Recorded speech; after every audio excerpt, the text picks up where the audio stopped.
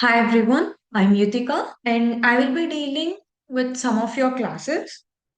Welcome back to the course Quantum Technologies using Qiskit. So ఇవాళ మనం quantum algorithms యొక్క introduction, వాటి యొక్క ప్రిన్సిపల్స్, అందులో వాడే core principles, time and space complexities and quantum advantage అంటే ఏంటి అనే వాటి గురించి డిస్కస్ చేసుకుందాం. సో మనం జనరల్‌గా వాడే కంప్యూటర్స్, ఇప్పుడు మనం జనరల్‌గా యూజ్ చేస్తున్న కంప్యూటర్స్‌ని క్లాసికల్ కంప్యూటర్స్ అంటాం. సో, క్లాసికల్ కంప్యూటర్స్‌లో ఇన్ఫర్మేషన్‌ని స్టోర్ చేయడానికి మనం బిట్స్ వాడతాము. ఆ బిట్‌కి 2 స్టేట్స్ మాత్రమే ఉంటాయి. Either 0 or 1. సో, ఆఫ్ అయితే 0, ఆన్ అయితే 1 లాగా. క్లాసికల్ కంప్యూటర్స్ పవర్‌ఫుల్ అయినా సరే, ఎన్‌పి హార్డ్ ప్రాబ్లమ్స్ లాంటి ప్రాబ్లమ్స్‌ని సాల్వ్ చేయడానికి చాలా అంటే చాలా ఎక్కువ టైం పడుతుంది. ఎలాంటి ప్రాబ్లమ్స్ అంటే, large number factorisation, molecule simulation, మళ్ళీ ఆప్టిమైజేషన్ ప్రాబ్లమ్స్. అంటే ఇప్పుడు నేను ఇందాక చెప్పిన ఎన్‌పి హార్డ్ ప్రాబ్లమ్స్ లాగా. సో, అందుకని మనం క్వాంటమ్ కంప్యూటర్స్‌ని ఇంట్రొడ్యూస్ చేశారు. సో, ఈ క్వాంటమ్ ప్రిన్సిపల్స్‌ని ఏదైతే యూజ్ చేసి కన్‌స్ట్రక్ట్ చేసే కంప్యూటర్స్ ఉంటాయో, వాటితో ఈ ప్రాబ్లమ్స్ అన్నిటిని బెటర్‌గా సాల్వ్ చేయొచ్చు అని సైంటిస్ట్స్ అనుకున్నారు. So, what is a quantum algorithm? A quantum algorithm is a computational procedure designed to execute on a quantum computer by exploiting uniquely quantum phenomena. Quantum computer మీద run అయ్యే computational ప్రొసీజర్‌ని quantum algorithm అంటారు. సింపుల్‌గా classical కంప్యూటర్‌కి algorithm ఉంటుంది. Quantum కంప్యూటర్‌కి quantum algorithm ఉంటుంది. వీటిద్దరు ఈ రెండిటి మధ్య డిఫరెన్స్ ఏంటి? సో, క్వాంటమ్ అల్గోరిథమ్స్‌లో superposition, interference, entanglement, quantum parallelism అని 4 యూనిక్ థింగ్స్‌ని వాడతాం. ఇక్కడ మనం చూసినట్లయితే superposition. Qubits exist in combinations of 0 and 1 సైమల్టేనియస్‌లీ. ఇప్పుడు మన దగ్గర ఉన్న క్లాసికల్ బిట్స్‌లో ఎయిదర్ 0 ఆర్ 1 ఏదైనా ఒకటి మాత్రమే ఉంటుంది. బట్ క్యూబిట్ ఆర్ క్వాంటమ్ బిట్‌లో 0 అండ్ 1 2 సైమల్టేనియస్‌గా ఉంటాయి. సో, ఒక కాయిన్‌ని మనం ఫ్లిప్ చేసినప్పుడు అది టేబుల్ మీదనో ఎక్కడన్నా పడితే ఎయిదర్ హెడ్ ఆర్ టెయిల్ ఈ రెండిట్లో ఏదో ఒక వాల్యూ మాత్రమే ఉంటుంది. అది క్లాసికల్ బిట్. అలా కాకుండా మనం ఒక కాయిన్‌ని స్పిన్ చేసామనుకోండి బొంగరంలాగా, అది కంటిన్యూయస్‌గా తిరుగుతున్నప్పుడు అది హెడ్ కాదు, టెయిల్ కాదు. సో, సూపర్ పొజిషన్ అనేది ఇదే కాన్సెప్ట్ మీద వర్క్ అవుతుంది. ఇంటర్ఫియరెన్స్. ఇంటర్ఫియరెన్స్ అంటే ప్రాబబిలిటీ యాంప్లిట్యూడ్స్‌ని రీన్ఫోర్స్ ఆర్ కాన్సెల్ ఔట్ చేయడం.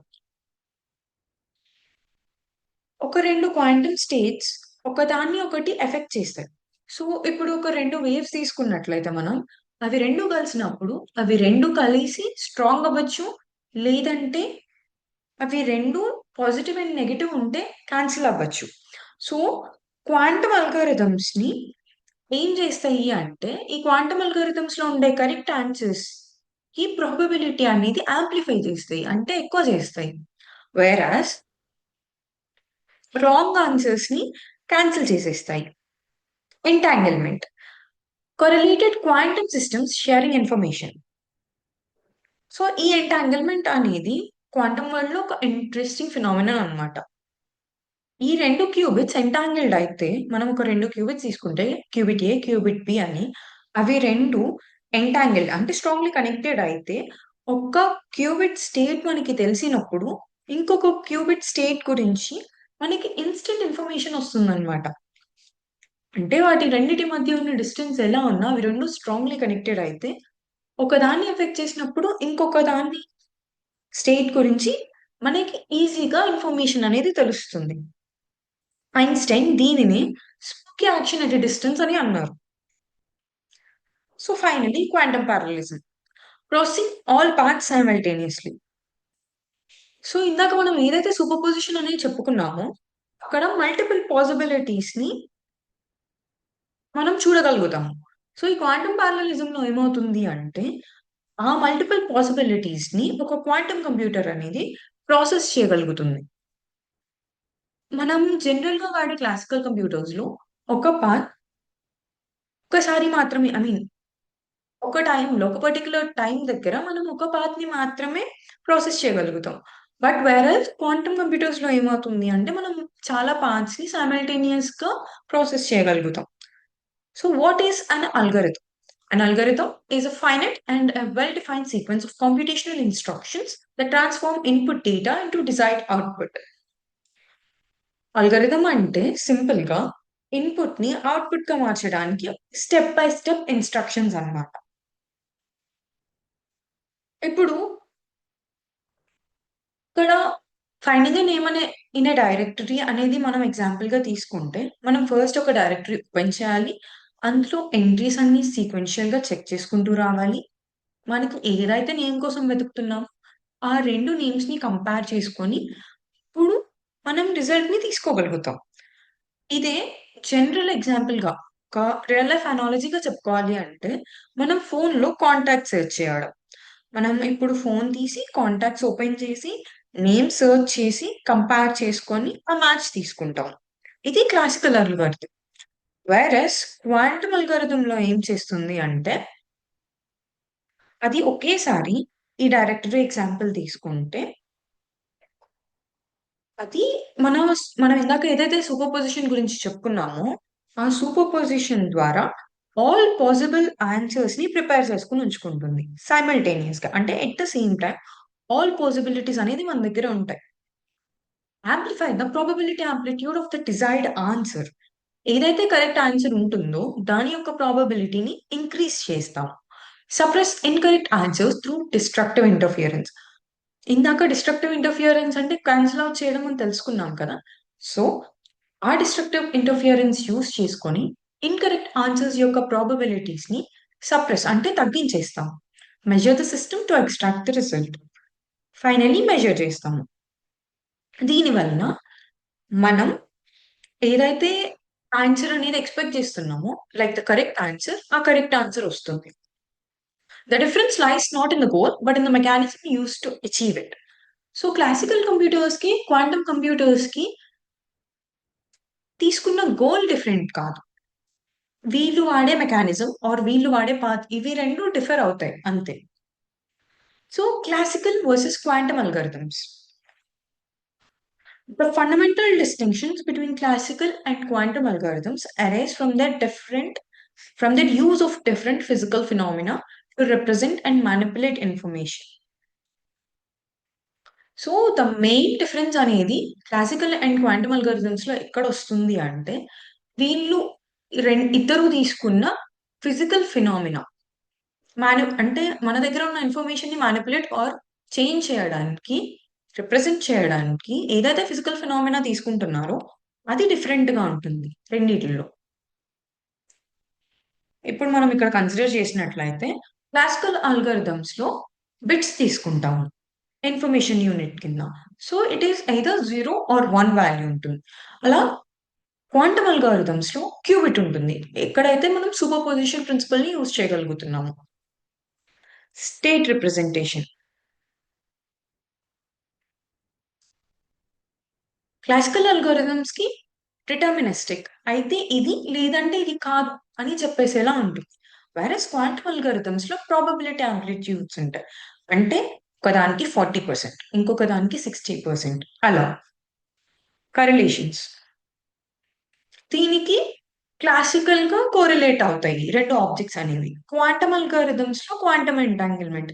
అద్ ఇందాకడ మనం ఏదైతే చెప్పుకున్నామో 2 డిఫరెంట్ ప్లేసెస్‌లో ఉన్నవి స్ట్రాంగ్‌లీ కనెక్ట్ అయితే మనకి ఇన్‌స్టంట్‌గా తెలుస్తుంది. ఒక క్యూబిట్ ఎఫెక్ట్ అయినప్పుడు ఇంకొక క్యూబిట్ వాల్యూ అనేది ఇన్‌స్టంట్‌గా తెలుస్తుంది. అది క్వాంటమ్ ఎంటాంగిల్‌మెంట్. సో, ప్రాసెసింగ్ అనేది సీక్వెన్షియల్ అవ్వచ్చు. వేరస్ పారలెల్ గూడా అవ్వచ్చు. క్లాసికల్ అల్గారిథమ్స్‌లో. క్వాంటమ్ అల్గారిథమ్స్‌లో క్వాంటమ్ పారలెలిజం. క్లాసికల్ అల్గారిథమ్స్‌లో కంప్యూటేషన్ అనేది లాజిక్ గేట్స్ వాడతాం. అంటే ఇన్ జనరల్ మనం వాడే అండ్, ఆర్, నాట్ ఈ గేట్స్ అన్నమాట. వేరస్ క్వాంటమ్ అల్గారిథమ్స్‌లో క్వాంటమ్ గేట్స్. అంటే x, y, z, RX, RY, RZ, S, T, S dagger, T dagger ఇవన్నమాట. మెజర్మెంట్ అనేది క్లాసికల్ అల్గారిథమ్స్ లో నాన్ డిస్ట్రక్టివ్ అయితే క్వాంటమ్ అల్గారిథమ్స్ లో క్వాంటమ్ స్టేట్ అనేది కొలాప్స్ అవుతుంది. అంటే ఒక బిట్ అనేది తీసుకుంటే అది సూపర్ పొజిషన్ తర్వాత ఫైనల్ గా మెజర్ చేసేటప్పుడు అది అయితే 0 or 1 వాల్యూ దగ్గర ఆగుతుంది. సర్చ్ కాంప్లెక్సిటీ అనేది క్లాసికల్ అల్గారిథమ్స్ లో O of n, versus quantum algorithms కి O of square root of n. అది ఎలా అంటే గ్రోవర్స్ అల్గారిథం ద్వారా. క్లాసికల్ అల్గారిథమ్స్ లో ఫ్యాక్టరైజేషన్ అనేది sub exponential, versus quantum algorithms లో షార్ట్స్ అల్గారిథం ద్వారా పాలినామియల్ ఫ్యాక్టరైజేషన్ చేస్తాం. So the foundations of quantum algorithms. So quantum algorithms కి పవర్ ఇచ్చే 4 ప్రిన్సిపల్స్ ఏంటి అంటే super position, quantum parallelism, interference and entanglement అని మనం ఇందాకే చెప్పుకున్నాము. So ket psi is equals to alpha ket 0 plus beta ket 1. ఇక్కడ ఏమైతే ఉంది, ఒక క్యూబిట్ స్టేట్ ని డిఫైన్ చేస్తుంది ఇది. ఇక్కడ ఏంటి అంటే మాగ్నిట్యూడ్స్ అనేది magnitudes of alpha square plus beta square is equals to 1. మనకి జనరల్ గా క్లాసికల్ బిట్లు వాల్యూ ఏమవుతుంది, 0 or 1 అవుతుంది ఒక బిట్ వాల్యూ. క్వాంటమ్ క్యూబిట్ కి ఏంటి అంటే ఆల్ఫా కెట్ 0 ప్లస్ బీటా కెట్ 1. అంటే సూపర్ పొజిషన్ లో ఇవి రెండు ఎగ్జిస్ట్ అయ్యే ఛాన్సెస్ ఉంటాయి మెజర్ చేసేంత వరకు మనం. సో దీనిని బ్లాక్ స్పియర్ అంటాము. సో మనం ఒక క్యూబిట్ స్టేట్ ని రిప్రజెంట్ చేయడానికి స్పియర్ అనేది మనకి హెల్ప్ అవుతుంది. Superposition. A qubit may exist as a linear combination of basis states. Ket psi is equals to alpha ket 0 plus beta ket 1, where the magnitudes of alpha square plus beta square is equals to 1. లేదంటే మనం the magnitudes of alpha plus beta is equals to 1 అని కూడా అనొచ్చు.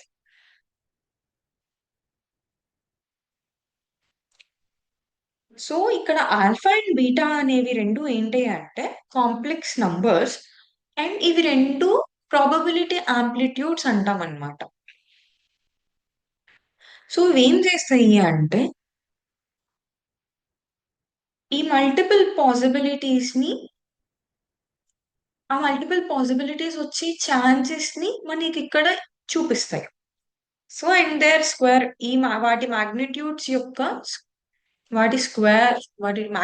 Squares యొక్క some అనేది is equals to 1 అవుతుంది.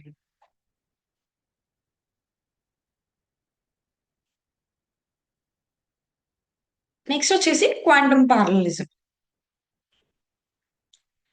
n qubits ఉంటే మనం తీసుకున్న దాంట్లో n క్యూబిట్స్ ఉంటే పాసిబుల్ స్టేట్స్ ఎన్ని అవుతాయి అంటే 2n అవుతాయి. అంటే ఇప్పుడు మనం 1 క్యూబిట్ తీసుకుంటే పాసిబుల్ స్టేట్స్ ఏమవుతాయి, 0 and 1 అవుతాయి. 2 అయితే 4 స్టేట్స్ అవుతాయి, 2/2.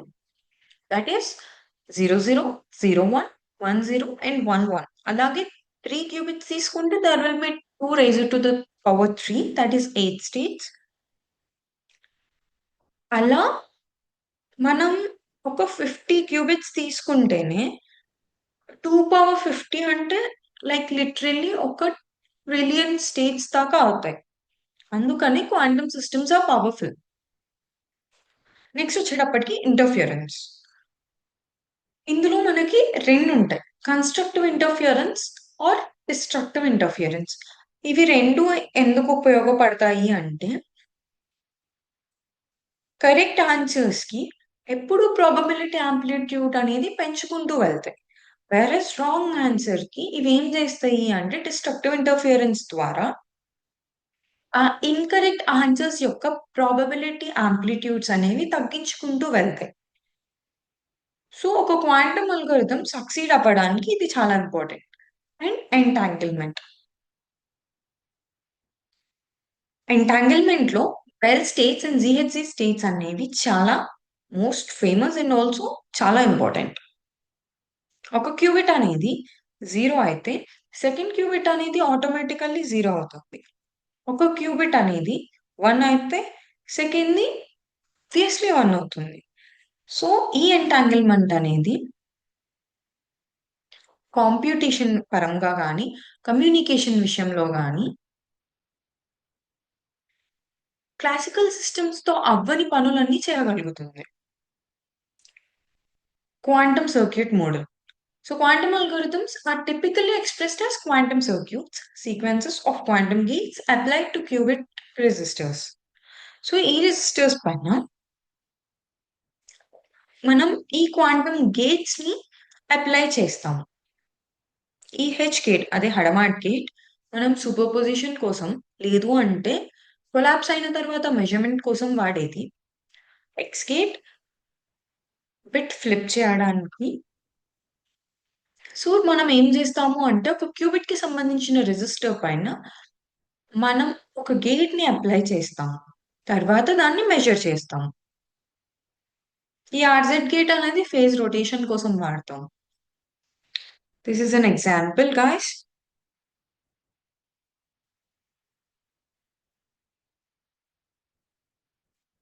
Universal gate set.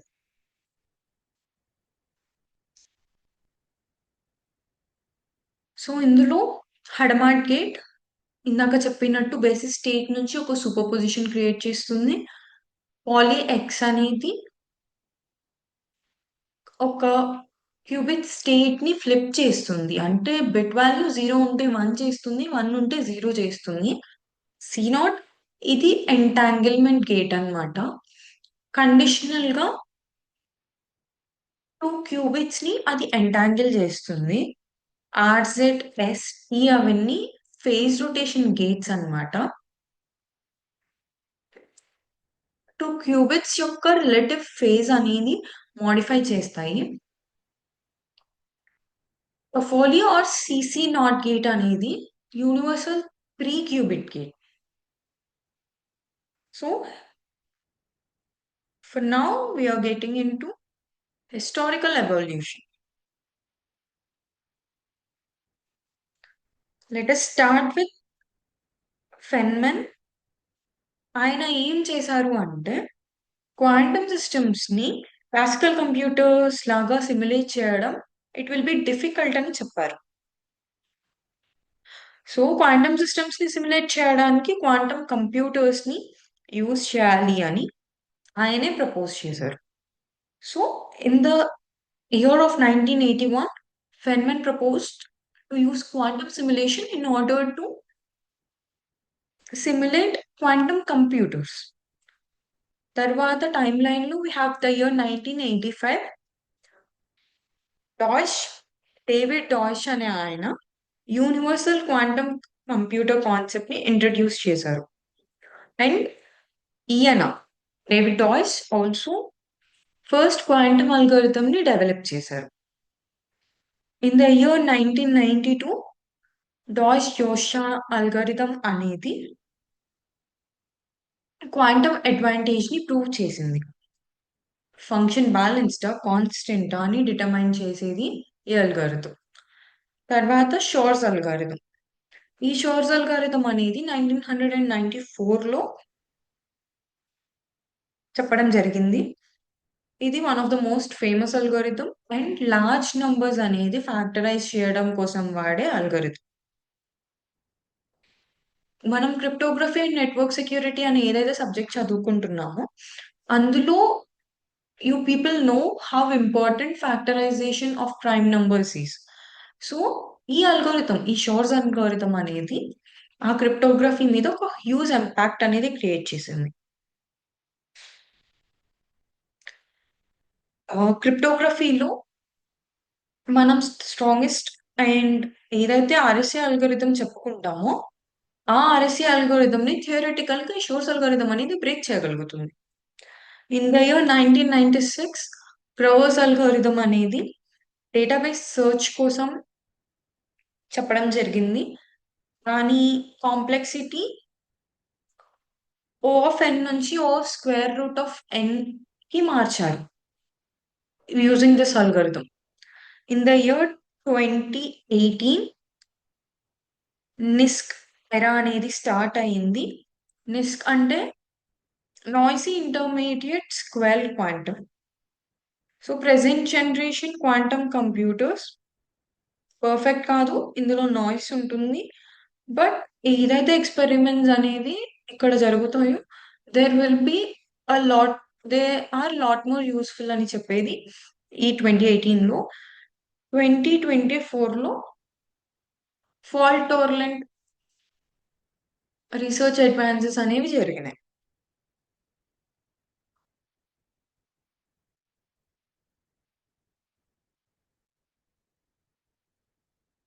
సో ఇందాక నేను ఏదైతే ఆ టైమ్ లైన్ యూస్ చేసుకుని చెప్పానో you can see this all here. Richard Feynman, David Deutsch Jozsa algorithm, Shor's algorithm, Grover's algorithm, నిస్కెరా.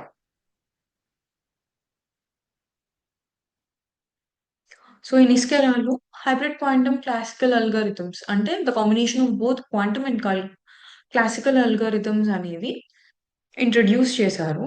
అందులో the importance algorithms are VQE, Variational Quantum Eigensolver, QAOA, Quantum Approximate Optimization Algorithm, and Quantum Machine Learning Methods. Major quantum algorithms. 1985లో propose చేసిన Deutsch algorithm quantum advantage ని demonstrate చేస్తుంది.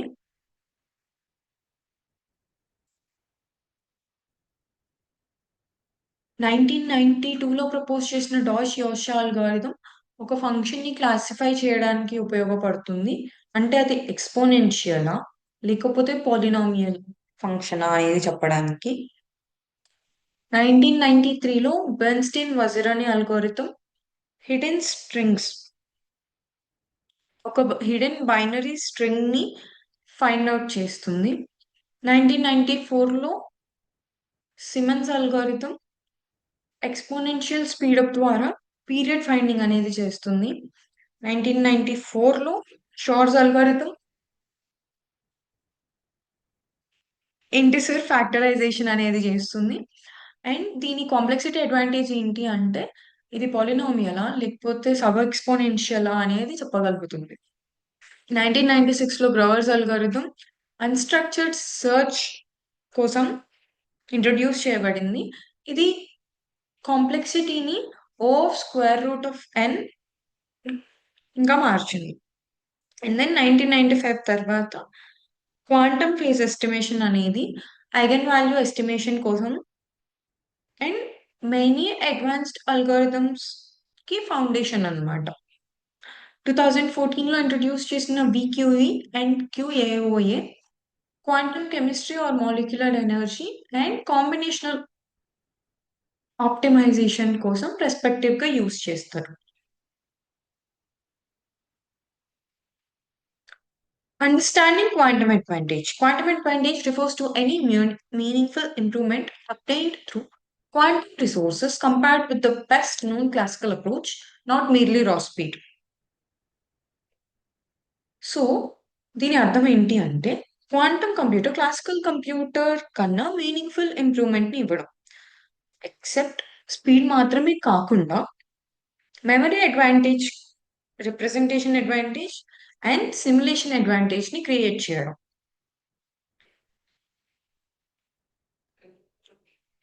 Hardware quantum advantages. మనం classical systems లో చేయలేనిది quantum systems లో చేయగలిగినది మనం quantum advantage అంటాం. Representation advantage.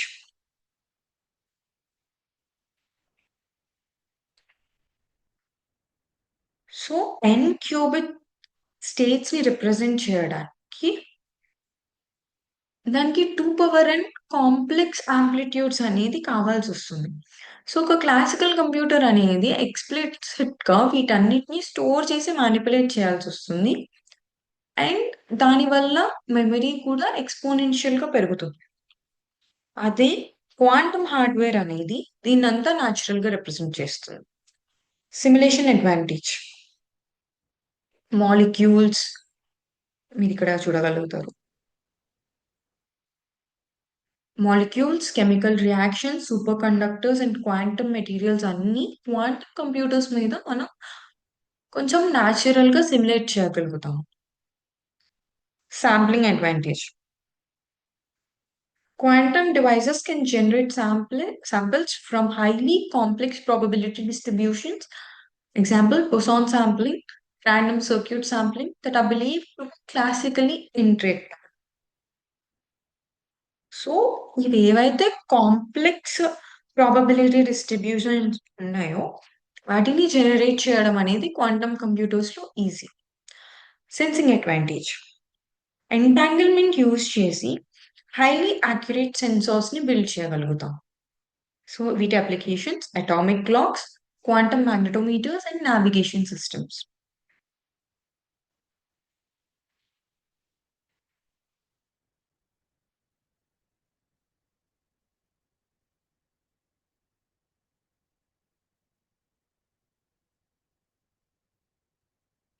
If we consider the software quantum advantages here,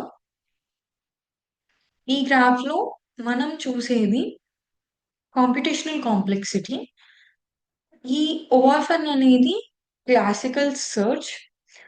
ఈ గ్రీన్ అనేది that is Grover's Grover's search algorithm యొక్క complexity, that is O square root 10. Versus క్వాంటమ్ది మీరు ఇలా చూడగలిగితే హోల్ లాగ్ ఎన్ పడుతుంది. ఇక్కడ కీ ఇన్సైట్ ఏంటి అంటే గ్రోవర్స్ అల్గోరిథం అనేది ఈ కాంప్లెక్సిటీని ఓ ఆఫ్ ఎన్ నుంచి O of square root of n కి మారుస్తుంది. ఈ షోర్స్ అల్గోరిథం అనేది సబ్ ఎక్స్పోనెన్షియల్ ఫామ్ నుంచి పాలినామియల్ ఫామ్ కి మార్చగలుగుతుంది. Quadratic speedup for unstructured search.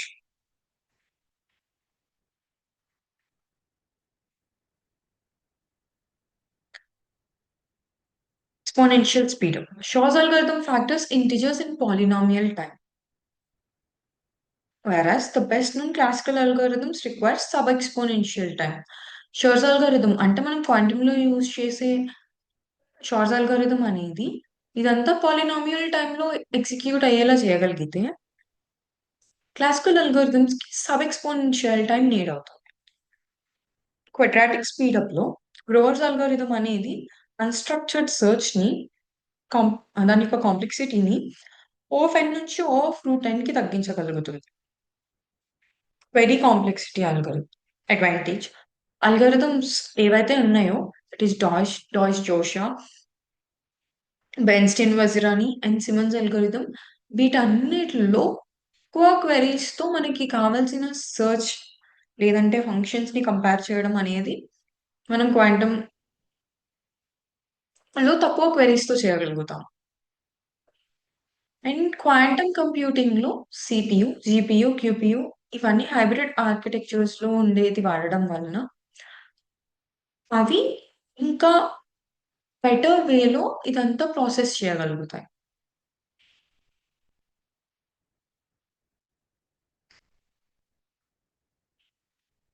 Quantum algorithms are commonly studied using classical simulators such as Qiskit-Air, Cirq, and Penny. A critical question arises: if quantum algorithms can be simulated classically, where is the advantage? So, the advantage lies in scalability. Classical simulation requires 2 power n complex amplitudes, making it exponentially infeasible for large n. మనం ఎప్పుడైతే large number of n bits ని తీసుకుంటామో అప్పుడు దానికి మనకి కావాల్సిన 2 power n complex amplitudes ని simulate చేయడం అనేది క్లాసికల్ కంప్యూటర్స్ లో ఇట్ ఈస్ అన్ ఇన్ఫీజిబుల్ ఆప్షన్. అందుకని మనం quantum simulators are quantum systems ని యూజ్ చేస్తున్నాం. మీరు ఇక్కడ చూడగలిగితే 10 క్యూబిట్స్ కి nearly that is 2 power n consider చేస్తే 2 పవర్ 10 అనేది 1024 క్లాసికల్ ఆంప్లిట్యూడ్స్ అనేది కావాలి 8 కేబీ మెమరీ. సో మీరు అది కనుక చూడగలిగితే for 50 it takes around 1.12 quadrillion classical amplitudes with 8 PB. So software simulation అనేది it is extremely valuable for education, algorithm design, and small scale research. Practical limitations. So, despite the remarkable theoretical progress, current quantum hardware faces serious engineering challenges.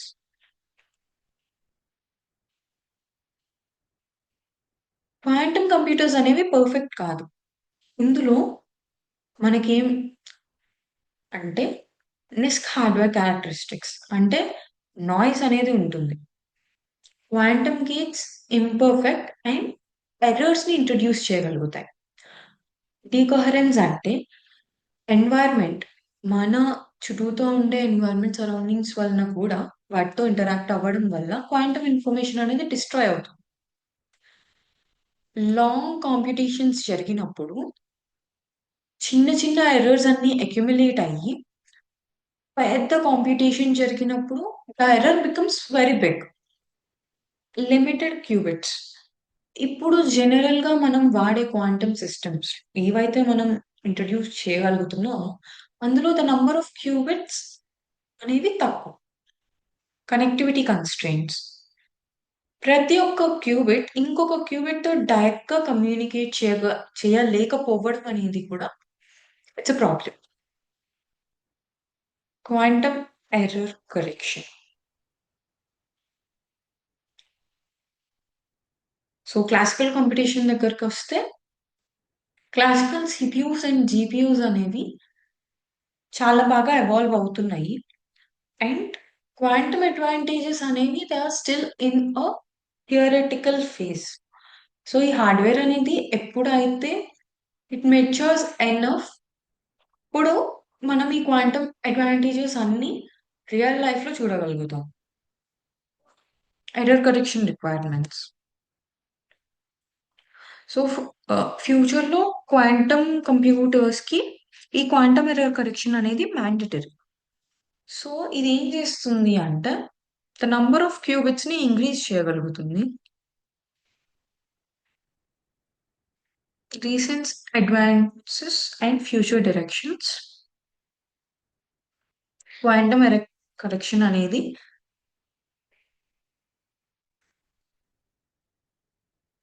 Reliable quantum computers కోసం fault tolerant gates అనేది introduce చేసి errors అనేది తగ్గించడం కోసం quantum simulation అనేది in the areas of drug discovery and material design and quantum dynamics simulation ఇదంతా important. Quantum machine learning it is like a combination of quantum and artificial intelligence. So ఇదంతా still రీసెర్చ్‌లో ఉంది. Active research examines when genuine advantages over classical ML are achievable. జనరల్‌గా మనం ఇప్పుడు వాడుతున్న machine learning algorithms మీద ఈ research ఫేజ్‌లో if they think it provides a much more better answers, they will be introducing this. And hybrid quantum classical computing ఫ్యూచర్‌లో CPU, GPU, క్యూపీయూ కలిసి work చేస్తాయి. సో, ఈ క్యూపీయూ అనేది ఏంటి అంటే సింప్లీ క్వాంటమ్ ప్రాసెసింగ్ యూనిట్ అన్నమాట. ఇది ఎందుకు why does it why does have to be better అంటే ఇది నిస్క్ డివైసెస్‌తో కలిపి వర్క్ చేస్తుంది. And it is compatible, more compatible అన్నమాట. Quantum networking. So, applications like quantum internet, teleportation, cryptography వీటన్నిటి కోసం. And when are quantum computers better? Quantum advantage appears only for specific problem classes where quantum resources provide meaningful benefits over the best classical alternatives. So, quantum computers అనేవి every టాస్క్‌కి better కాదు.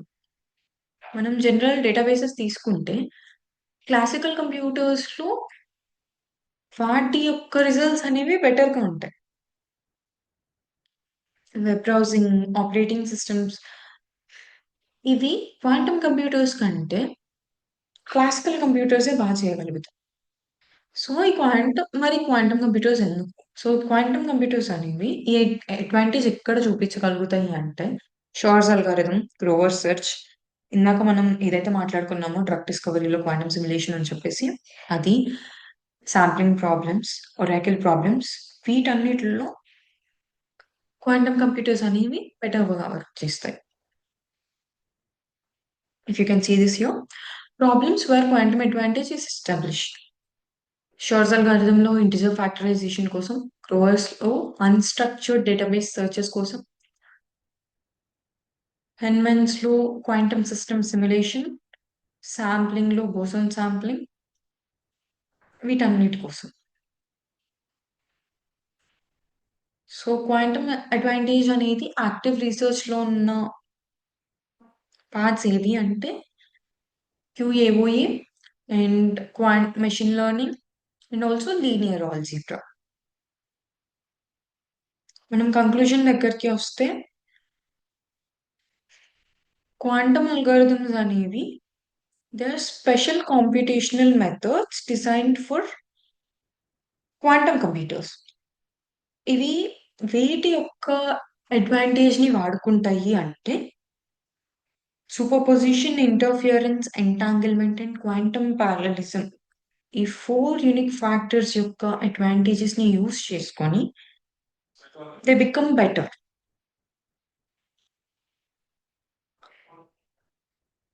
So, Shor's, Grover's ఈ important algorithms అనేవి classical కంటే better అంటే significant speedup అనేది చూపించగలుగుతాయి. And although ఇప్పుడు ఉన్న ప్రెజెంట్ క్వాంటమ్ కంప్యూటర్స్ అనేవి నాయిస్ అండ్ స్కేలబిలిటీ ఇష్యూస్‌తో వర్క్ అవుతున్నా they are moving in a path where quantum advantage is significant. The future of computing is expected to be a collaboration between classical and quantum system, but it is not something like a versus. So,